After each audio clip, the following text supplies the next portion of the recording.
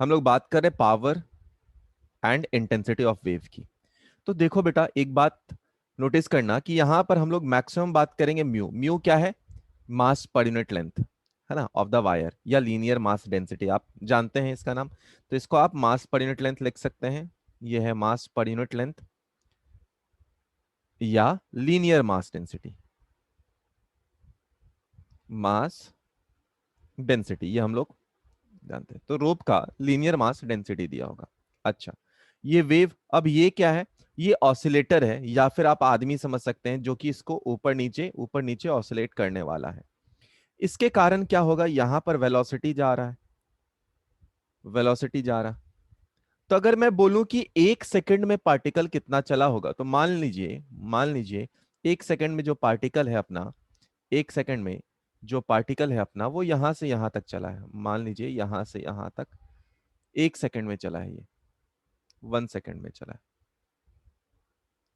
ठीक है, मान लिया कि 1 सेकंड में इतना चला है। ठीक, अगर 1 सेकंड में इतना चला है तो लेंथ कितना हो जाएगा, ये हम लोग बोल सकते हैं। यानी यहां के लिए जो मास होगा बेटा, वो कितना होगा? तो अगर मैं बोलूं मास इज इक्वल टू कितना हो जाएगा, म्यू इंटू वी। मास कितना है? ये पर सेकंड है, मास पर सेकंड अगर यहां पे बोला जाए। अच्छा, एक बात बेटा याद करना कि एनर्जी, एनर्जी को हम लोग एसएचएम में बोल सकते हैं। वो किसके बराबर होता है? हाफ एम वी स्क्वायर के बराबर होता है। ठीक है, अगर मैं बोलूं एनर्जी पर सेकंड, ये क्या है? ई डॉट का मतलब क्या है? Energy per second, energy per second, per second, half M V square. अच्छा, एम की जगह पे यहां पे क्या है? ये एम डैश ही है एक्चुअली, मास पर यूनिट या मास पर यूनिट टाइम है ये। v को आप क्या लिख सकते हैं बेटा? v को हम लोग लिख सकते हैं ओमेगा इंटू ए लिख सकते हैं। ठीक है, कहां से लिख सकते हैं v को? एसएचएम में जब y इज इक्वल टू हम लोग लिखते हैं a साइन ओमेगा टी। जब आप इसको डिफरेंशिएट करते हैं तो वेलोसिटी आता है, और ये मैक्सिमम वेलोसिटी है, जिसको आप ओमेगा ए लिख सकते हैं। इस टाइप का बात हम लोग आज भी किए थे। अच्छा, तो एनर्जी पर सेकंड अगर मैं लिखूं, एनर्जी पर सेकंड लिखूं, ये किसके बराबर हो जाएगा? हाफ। यहां पे आया म्यू वी, और इसके जगह पे आप लिख सकते हैं ओमेगा इंटू ए का होल स्क्वायर। ये एनर्जी पर सेकंड किसके बराबर होता है बेटा? ये पावर के बराबर होता है। यानी पावर इज इक्वल टू हम लोग लिख सकते हैं half mu into V into omega square into ए स्क्वायर। ये क्या आया? पावर। ये आया पावर। ठीक है, पावर पर यूनिट एरिया या एनर्जी पर यूनिट टाइम पर यूनिट एरिया इज इंटेंसिटी। तो इंटेंसिटी, और इस पे हम लोग थोड़ा ज्यादा चर्चा करेंगे। इंटेंसिटी ये क्या होता है? एनर्जी पर unit area per unit time. Energy per unit time तो यहां पे निकाल चुके हैं, यानी इसी को आप क्या लिख सकते हैं? इंटेंसिटी को आप पावर अपॉन एरिया भी लिख सकते हैं, पावर अपॉन एरिया भी लिख सकते हैं। अच्छा, तो अगर इसको हम लोग लिखें तो इंटेंसिटी को क्या लिख सकते हैं? पावर अपॉन एरिया, इसको लिख दिया हाफ। यहां पे आया mu upon area into V into omega square into ए स्क्वायर। म्यू क्या है बेटा? मास पर यूनिट लेंथ, है ना। म्यू है अपने पास मास पर unit length, divided by area है। मतलब क्या हो गया? मास पर यूनिट वॉल्यूम। मतलब ये किसके बराबर आ जाएगा? डेंसिटी के बराबर आ जाएगा, डेंसिटी के बराबर आ जाएगा। यानी कि इंटेंसिटी जो अपना आया बेटा, इंटेंसिटी ये किसके बराबर आया? Half, half. तो ये कितना आया? हाफ मास पर यूनिट लेंथ पर यूनिट एरिया किसके बराबर आया? डेंसिटी। तो mass into density into velocity of wave into omega square into A square, into omega square into A square. ठीक है, तो आप यहां से एक बात बता सकते हैं कि जो इंटेंसिटी ऑफ वेव है वो directly proportional to omega square भी है, और intensity of wave directly proportional to A square भी है, प्रोवाइडेड डेंसिटी वेलोसिटी तो कांस्टेंट रहेगा। अच्छा, और अगर ओमेगा भी कांस्टेंट हो, अगर ओमेगा भी कांस्टेंट हो तो intensity is directly proportional to amplitude का स्क्वायर। ये तीनों बहुत काम के हैं, बहुत काम के। ठीक है, तो intensity is directly proportional to omega square, intensity is directly proportional to amplitude का स्क्वायर। एम्पलीट्यूड, एम्पलीट्यूड क्या हो गया, ये है एम्पलीट्यूड, एम्पलीट्यूड ऑफ वेव का स्क्वायर। अगर ओमेगा भी कांस्टेंट हो तो intensity is directly proportional to amplitude square. सुनो, वापस से सुनो। मान लो वेलोसिटी ऑफ वेव है जो, वो दिया हुआ अपने पास, एक सेकंड में कितना लेंथ ये ट्रैवल कर सकता है ये हम लोग निकाल सकते हैं, v/1। म्यू है मास पर यूनिट लेंथ या लीनियर मास डेंसिटी, तो उसको अगर आप डिस्टेंस लेंथ से मल्टीप्लाई करेंगे तो हमारे पास क्या निकल जाएगा, वो मास निकल आएगा। ठीक है, तो हम लोग क्या निकालिए, यहां से मास निकालिए। अब एनर्जी, एनर्जी पर सेकंड, ये हम लोग निकालें कैसे, हाफ मास के जगह म्यू वी और वी की जगह ओमेगा ए।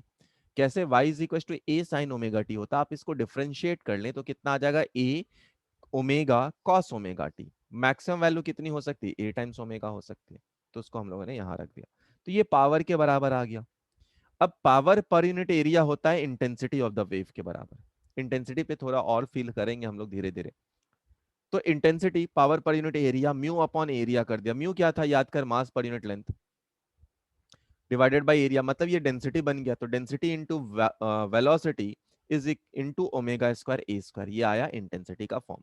अगर डेंसिटी कांस्टेंट है, डेंसिटी कांस्टेंट है, वी कांस्टेंट है, तो ओमेगा स्क्वायर ए स्क्वायर के डायरेक्टली प्रोपोर्शनल इंटेंसिटी है। अगर ओमेगा को भी कांस्टेंट कर दो तो intensity is directly proportional to amplitude का स्क्वायर। तो देख बेटा, यहां पर ये कैपिटल ए में आप कंफ्यूज हो सकते हो, तो यहाँ पे स्मॉल ए दे देता हूँ एरिया के लिए, ताकि आपका कंफ्यूजन थोड़ा कम हो जाए। नहीं तो capital A stands for amplitude, ये स्मॉल ए दे देता हूँ, है ना, स्मॉल ए एरिया के लिए दे देता हूँ। ठीक है, तो यहाँ तक, हाँ अब ठीक है। तब capital A stands for amplitude है, नहीं तो आप एरिया से कंफ्यूज हो सकते हो। तो क्वेश्चन है a sound of intensity of wave is 300 watt per meter square and frequency is pi hertz. If the density of air is 2 kg per meter cube, speed of sound is 300 meter per second, then find amplitude of wave if pi square is approximately equal to 10। ठीक है, try करें। ये सवाल में बहुत सारा data है, सबको आप आराम आराम से पढ़ें। इंटेंसिटी दिया हुआ है अपने पास, तो इंटेंसिटी की वैल्यू कितनी है, 300। फ्रीक्वेंसी की वैल्यू कितनी है, पाई। डेंसिटी की वैल्यू कितनी है, 2। स्पीड की वैल्यू कितनी है, 300। आपने से एम्पलीट्यूड पूछा है, तो हमारे पास इक्वेशन क्या है बेटा, intensity is equal to half into density into velocity into omega का स्क्वायर इंटू ए स्क्वायर। इंटेंसिटी की वैल्यू है 300 is equal to half, density 2, velocity 300 is equal to omega square.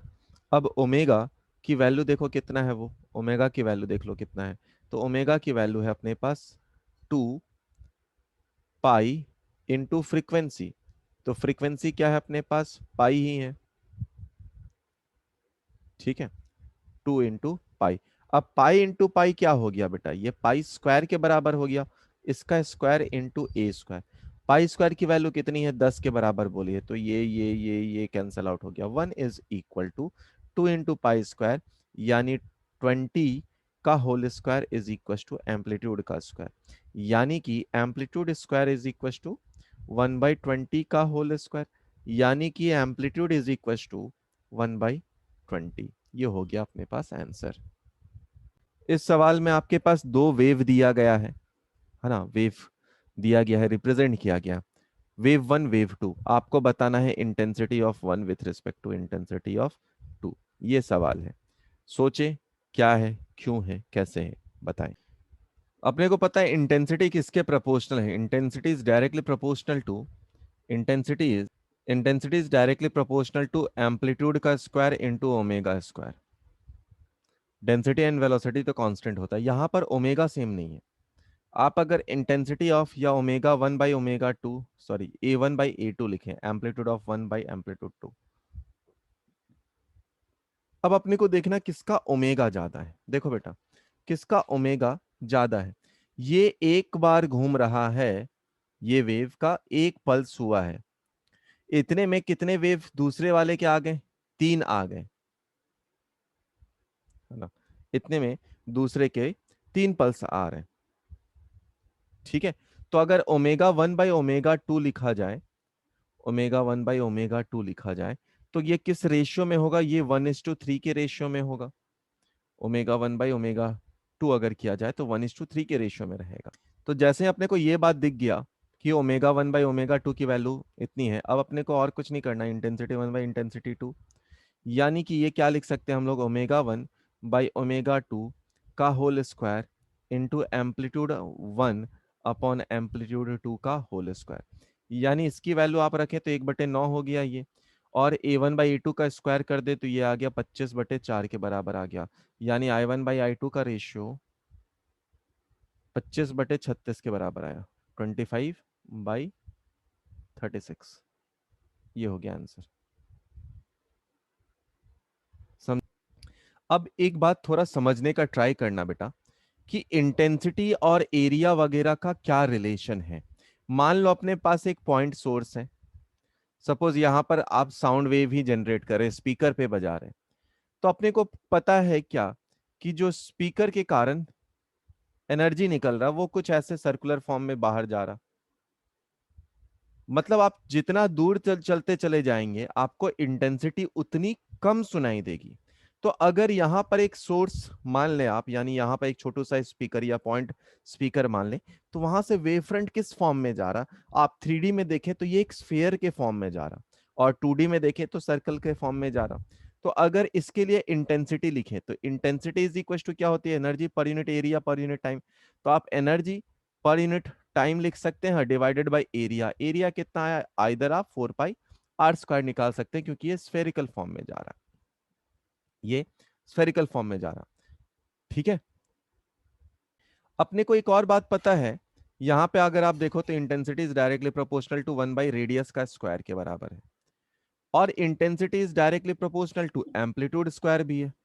अगर आप इन दोनों से डायरेक्टली देखें तो amplitude is directly proportional to 1/r के फॉर्म में है। यानी कि कहीं भी अगर आपको ये लिखा हो कि एक पॉइंट सोर्स के कारण, for a point source for a point source आपको वेव का इक्वेशन लिखना है, तो वो किस फॉर्म में होगा? एक पॉइंट सोर्स के लिए अगर वेव इक्वेशन लिखा जाए तो वो किस फॉर्म में होगा? वो होगा A/r, amplitude divided by R, sine of omega t - के फॉर्म में, ओमेगा t - के फॉर्म में। दूसरा अगर समझे बेटा, आजकल सुना होगा कि साउंड बार का प्रचलन बहुत ज्यादा है। तो ये मान लो एक साउंड बार है ना, आपको भी दिखेगा, ये साउंड बार है। तो यहां से जो एनर्जी प्रोपोगेट होगी वो कैसा होगा? एनर्जी के लिए जो प्रोपोगेट होगा वो कुछ इस फॉर्म में होगा, इस फॉर्म में होगा। यानी एनर्जी इस डायरेक्शन में प्रोपोगेट हो रहा। तो ये किस शेप में प्रोपोगेट हो रहा है? सिलेंड्रिकल शेप में हो रहा है। तो अगर मैं इंटेंसिटी के लिए लिखूं बेटा, तो इंटेंसिटी क्या हो जाएगा? एनर्जी डिवाइडेड बाई इसके लिए एरिया। तो कितना होगा? 2π × r × l। L is the length, R is the radius. यानी कि अगर देखा जाए बेटा तो इंटेंसिटी कैसे प्रोपोर्शनल है? 1/r के। और यहां पर इंटेंसिटी कैसे प्रोपोर्शनल था? 1/r² के। तो r जितना दूर चलता जाएगा I की वैल्यू उतनी ज्यादा कम होती जाएगी। यहां पर I की वैल्यू कम तो हो रही है, बट पहले वाले के कंपैरिजन में कम हो रही है। मतलब आप सेम डिस्टेंस पे ज्यादा अच्छा साउंड सुन सकते हैं, ज्यादा इंटेंस साउंड सुन सकते हैं। इसीलिए साउंड बार का हम लोग यूज ज्यादा करते हैं। अच्छा, फिलहाल आते हैं हम लोग अपने काम पे। तो I की वैल्यू डायरेक्टली प्रोपोर्शनल है एम्पलीट्यूड का स्क्वायर से। यानी यहां से हम लोग बोल सकते हैं कि amplitude is directly proportional to 1/√r से। तो सिमिलर मैनर से हम लोग y अगर लिखा जाए, y किसके लिए है? ये लाइन सोर्स के लिए, लाइन सोर्स के लिए। तो अगर लाइन सोर्स के लिए हम लोगों को इक्वेशन पता करना हो तो वो किस फॉर्म में होना चाहिए? Amplitude divided by √r into sine of omega t - के फॉर्म में, साइन ऑफ ओमेगा t - के फॉर्म में।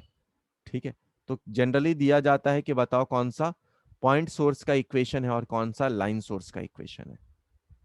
Wave speed for transverse transverse wave. अच्छा, ट्रांसवर्स वेव मतलब वेव इन स्ट्रिंग वगैरह की हम लोग बात कर रहे हैं। इसका वेव स्पीड निकालना है तो दो है, आइदर आप इसको थ्योरेटिकली बता सकते हैं, तो थ्योरेटिकली फिर हम लोग मैथमेटिकली कैसे प्रूफ आता वो भी देखेंगे। तो अगर मैं थ्योरेटिकली बताऊं,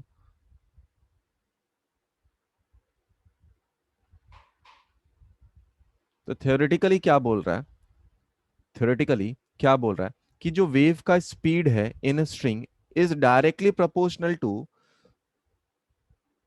is directly proportional to elastic property,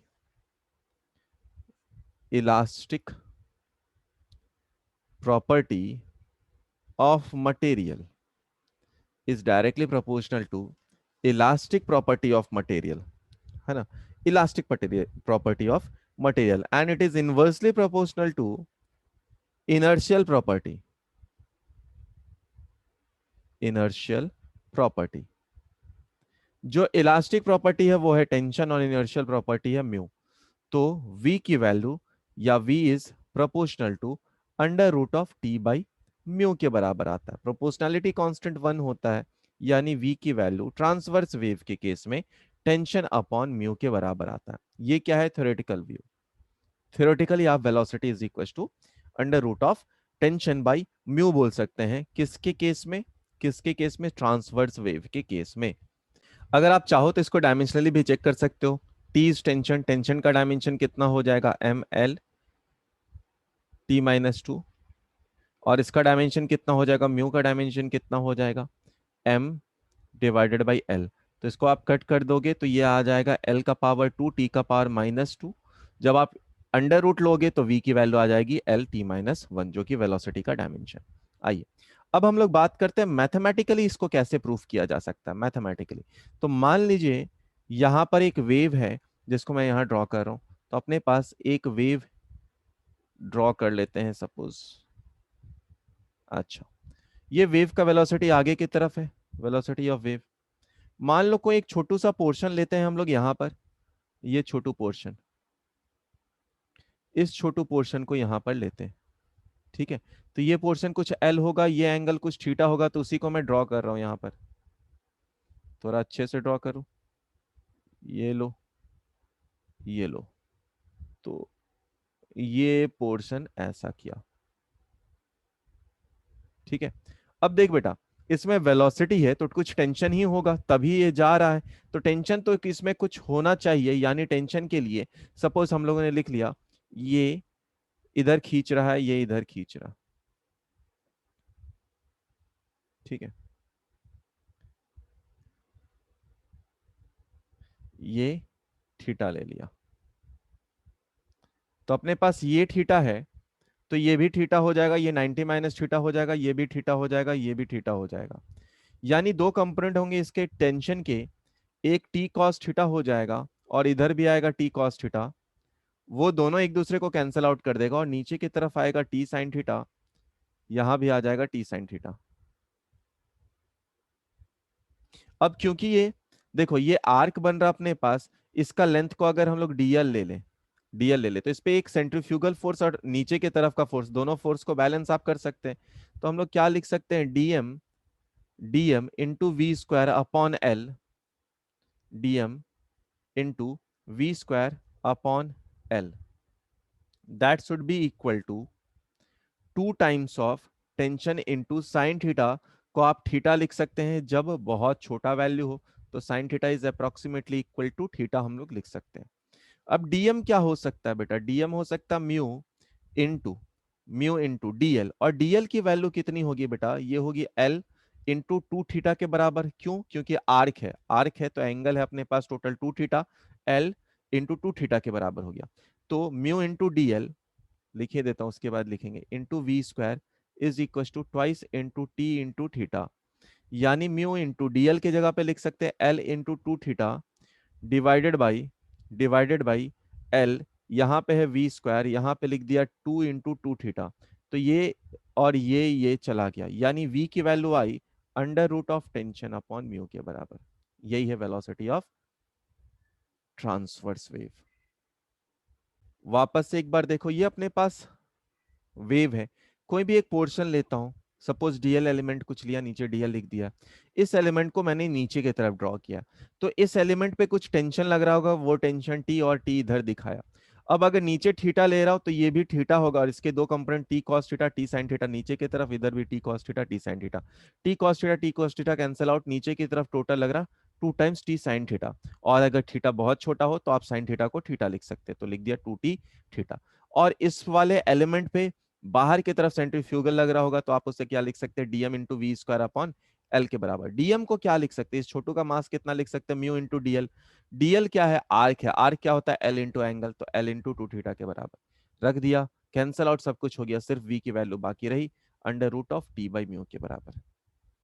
देख बेटा, सवाल में अपने पास बोला है लीनियर मास डेंसिटी दिया हुआ है ना, तो लीनियर मास डेंसिटी दिया है तो म्यू की वैल्यू लिख लो 5 × 10⁻⁻², अंडर अ टेंशन ऑफ, तो टेंशन दे दिया अपने पास, जैसे टेंशन दिया 80 न्यूटन, तो टेंशन से क्या निकल सकता है, स्पीड ऑफ वेव निकल सकता है, जो कि टेंशन बाई म्यू के बराबर होता है, under root how much power should be delivered in a string to generate simple harmonic wave, है ना।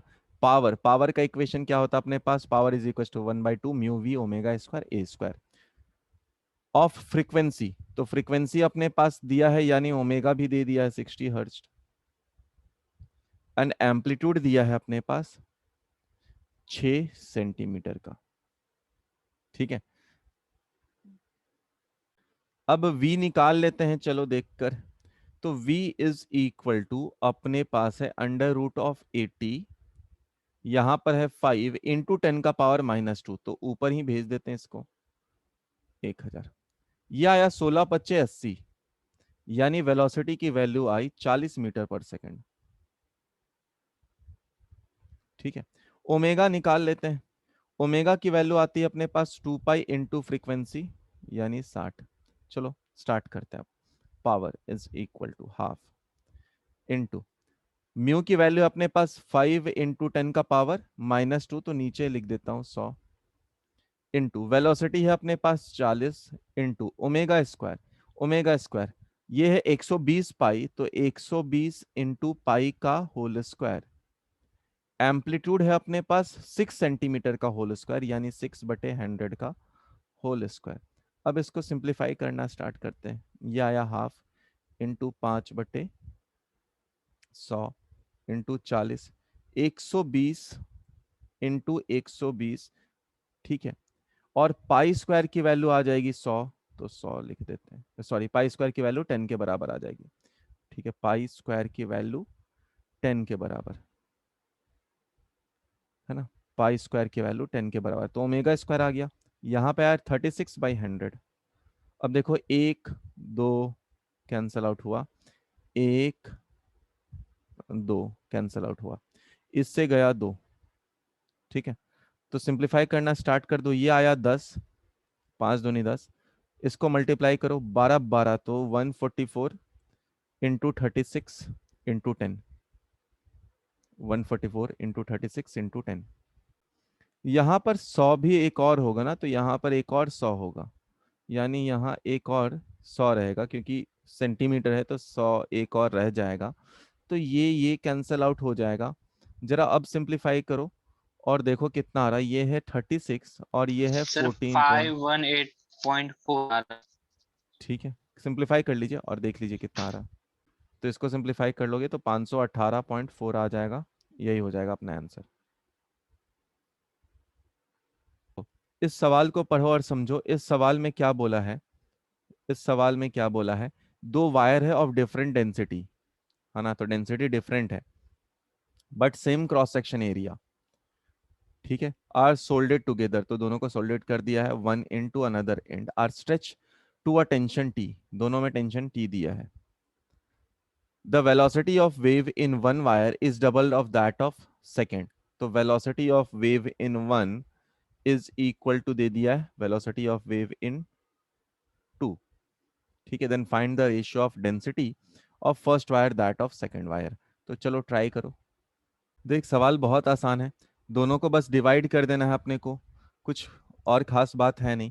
तो v/2v अगर डिवाइड कर दो दोनों इक्वेशन को, अपने पास सब कुछ दे रखा है, टेंशन टेंशन कैंसल आउट हो जाएगा, यहाँ पे आ जाएगा, दोनों को डिवाइड किए हैं तो यहाँ पर आ जाएगा μ1/μ2 का, ये कट गया, यानी कि μ1/μ2 किसके बराबर आ जाएगा, 1/4 के बराबर। ये हो गया आंसर।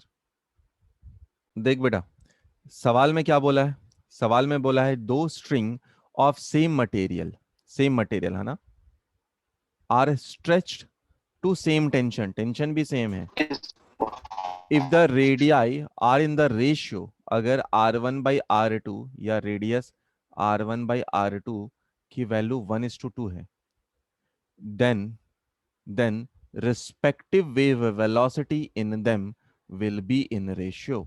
ट्राई कर देखे। देख बेटा, अपने पास वेलोसिटी क्या होता है, वेलोसिटी को अगर लिखा जाए तो वेलोसिटी होता है √(टेंशन/म्यू), टेंशन तो सेम दिया है तो velocity is inversely proportional to mu, और म्यू को क्या लिख सकते हैं, यहाँ पे डेंसिटी दिया है, म्यू क्या है, मास पर यूनिट लेंथ, है ना, म्यू है अपने पास मास पर यूनिट लेंथ, यानी कि इसको हम लोग, ये क्या है, मास पर यूनिट लेंथ, तो अगर इसको हम लोग चाहें तो मास को क्या लिख सकते हैं, density into area into length divided by length, length length गया मतलब डेंसिटी इंटू एरिया लिख सकते हैं। यानी म्यू को अब हम लोग क्या लिख सकते हैं, म्यू को हम लोग क्या लिख सकते हैं, तो म्यू को यहाँ पर लिख सकते हैं density into pi into R square. ठीक है, तो वेलोसिटी इज प्रोपोर्शनल टू 1/√μ, और क्योंकि बोल दिया है कि डेंसिटी भी कांस्टेंट ही है, पाई कांस्टेंट ही है, तो velocity is inversely proportional to 1/√r², यानी velocity is proportional to 1/r के बराबर। बस कहानी खत्म। v1/v2 इज इक्वल टू कितना आ गया, r2/r1 के बराबर, r2/r1 के बराबर मतलब 2:1 के बराबर, सेकंड ऑप्शन। देख बेटा, अपने पास वेलोसिटी क्या बोल रहा है इस सवाल में, एक वेव पल्स को लोअर एंड पे आप जनरेट करते हैं, है ना, हैविंग यूनिफॉर्म डेंसिटी, तो रोप के लिए एंड लेंथ दिया हुआ अपने पास, तो speed pulse when it reaches the mid point, अपने पास वेलोसिटी इज इक्वल टू क्या होता है, वो होता है टेंशन अपॉन म्यू के बराबर, टेंशन अपॉन म्यू के बराबर। तो हाफ पे जब पहुंचा होगा तो यहाँ का टेंशन कितना होता है, याद करो, यहाँ का टेंशन होता है m/l इंटू l/2 इंटू जी, याद है क्या, यही होता था, m/l को ही म्यू बोलते हैं आप, ठीक है, m/l को आप म्यू बोलते हैं, तो इसी को आप क्या लिख सकते हैं, म्यू इंटू l/2 इंटू जी के बराबर लिख सकते हैं। तो वेलोसिटी एट हाफ लेंथ आप क्या लिख सकते हैं, म्यू इंटू l/2 इंटू जी, ये आ गया tension upon mu, mu mu cut गया, वेलोसिटी कितना आया, √GL/2 के बराबर। ठीक है, दूसरा तरीका बेटा अगर आप देखें तो वेलोसिटी, टेंशन को आप क्या लिख सकते हैं, टेंशन को आप लिख सकते हैं इस केस में, टेंशन को आप लिख सकते हैं, टेंशन जो है वो एक्स का वेरिएशन है तो म्यू इंटू एक्स इंटू जी लिख सकते हैं, और एक्स की जगह पे क्या l/2 पुट कर देना है, ठीक है, और टेंशन बाय म्यू की वैल्यू कितनी होगी, कट गया, एक्स जी के बराबर। आपसे क्या पूछा, आधे पे कितना होगा, तो आप टेंशन या t/म्यू की वैल्यू क्या होती है आधे के लिए, एक्स के जगह पे l/2 इंटू जी रख दो तो भी आ जाएगा, v इज इक्वल टू √t/म्यू, और t/म्यू की जगह पे आप रख दो √GL/2, तो दोनों से आप बना सकते हैं। आओ देखो बेटा, इस सवाल में क्या बोल रहा है, अपने पास length and mass of freely hanging rope है कोई, तो चलो ये फ्रीली हैंग रोप है जिसका मास और लेंथ दिया है अपने पास, तो मास लेंथ दिया है तो म्यू दिया है, time taken by transverse wave to reach from bottom to top is T, है ना, तो अगर यहां से कोई वेव जनरेट हुआ है, ये टी टाइम पर ऊपर पहुंच रहा, तो अपने को बोल रहा फर्स्ट हाफ में कितना होगा। अच्छा, तो वेलोसिटी ऑफ वेव अपने पास होता है, उसको हम लोग क्या लिख सकते हैं, अभी अभी बताया था, टेंशन को हम लोग क्या लिख सकते हैं, mu into x up into g upon mu लिख सकते हैं, वेलोसिटी को हम लोग क्या लिख सकते हैं, dx/dt लिख सकते हैं, जिसको हम लोग √(x इंटू जी भी लिख सकते हैं। ठीक है, अब हम लोग आगे बढ़ते हैं। सेकंड पार्ट, अगर x अपने को निकालना है, x और t में रिलेशन चाहिए बेसिकली, तो dt का इंटीग्रेशन कहाँ से कहाँ तक लिखना स्टार्ट करते हैं हम लोग। ये आ गया अपने पास dx 1/√g, या आया dx बाई √(x)(g), dt का integration t is equal to is equal to is equal to, चलो स्टार्ट करते हैं। पहली बात, अगर जीरो से लेकर आप कहाँ तक गए थे, कैपिटल टी तक मैं लेके जाता हूँ, मतलब जीरो से लेकर एल तक लेंथ अगर गया है तब कितना है वो एक्सप्रेशन पहले निकाल लें। तो इसको 1/√g, और अगर बोला जाए तो dx x का पावर -1/2, इसका इंटीग्रेशन कितना होगा। तो n को बाहर रख दो, n को बाहर रख दो, और n+1, या रुक जाओ इसको जरा देखो, इंटीग्रेशन अगर हम लोग करें तो हम लोग इसको क्या लिख सकते हैं, x का पावर -1/2 +1, और डिवाइड कर सकते हैं -1/2 +1। तो ये कितना हो गया, +1/2, 2 ऊपर चला गया, यहां पर भी आ गया, तो ये कितना आया, 2 टाइम्स √x के बराबर आया। ठीक है, तो ये 2 टाइम्स √x के बराबर आया। तो t की वैल्यू कितनी आई, t की वैल्यू आई 2 into √x by G. x के जगह पे क्या लिख सकते हैं आप, l, जीरो से लेकर l तक लिखा था, तो l बाई जी। ये कब आया, पहला हाफ। ठीक है, बट आपसे क्या पूछा है, फर्स्ट हाफ के लिए, है ना। फर्स्ट हाफ के लिए तो अगर मैं टाइम निकालने बोलूं तो l के जगह पे क्या लिख सकते हैं बेटा आप, l/2 निकाल सकते हैं, लिख सकते हैं, है ना। और लिखें फिर, चलो करते हैं। तो अगर मैं t लिखूं, जब l/2 तक लेना है तो 1/g, ये आया 2, और यहां पर कितना लिख सकते हैं आप, l/2। ठीक है, इसी इक्वेशन में लिमिट अगर दूसरी बार हम लोग डाल दें, तो अब ये इक्वेशन 1 था अपने पास, या 2 था, ये 3 है, दोनों को डिवाइड करो, अपना आंसर आ जाएगा। तो हम लोग आंसर को डिवाइड डिवाइड करते हैं, डिवाइड करो तो सब कुछ कैंसल आउट हो जाएगा, सिर्फ एक ही बात आएगा, डिवाइड करिए तो टी बाई कैपिटल टी अगर आप डिवाइड करते हैं तो ये किसके बराबर आएगा, 1/√2 के बराबर आएगा। यहां से स्मॉल टी की वैल्यू किसके बराबर आ जाएगी, t/√2 के बराबर आ जाएगी, जो कि ऑप्शन नंबर थर्ड है। देख बेटा, वापस से पूरे सवाल को बता रहा हूं, अपने पास टेंशन को आप क्या लिख सकते हैं, म्यू, जो कि m/l इंटू एक्स इंटू जी है। तो हम लोग टेंशन को लिख दिया, और म्यू नीचे था, कट गया, v आया, v को हम लोग dx/dt लिख सकते हैं। x क्या डिनोमिनेटर से हम लोग, या डिनोमिनेटर बोल रहा हूं, बॉटम से ले रहे हैं हम लोग। ठीक है, तो टाइम निकाला। फर्स्ट केस में क्या बोला, जीरो से t और लेंथ जीरो से l, तो हम लोगों ने इंटीग्रेशन करा। इंटीग्रेशन ये कितना है, 1/√x, मतलब x का पावर -1/2, उसका इंटीग्रेशन कितना हो गया, -1/2 +1, और डिवाइडेड बाय -1/2 +1, तो आया 2√x के बराबर। अब लिमिट की वैल्यू जीरो से लेकर l तक हम लोगों ने रख दिया। तो पहला आया ये कौन सा, कैपिटल टी, जो आपको दिया हुआ था 2√l/g के बराबर। अब क्या बोला गया कि मान लो सेकंड केस में जीरो से l/2 है, क्योंकि बोला था फर्स्ट हाफ के लिए आपको बताना है, तो लिमिट क्या रख दे, जीरो से l/2, तो मैंने डायरेक्टली रख दिया x के जगह पे l/2 अंडर रूट, और टाइम अपने को निकालना था।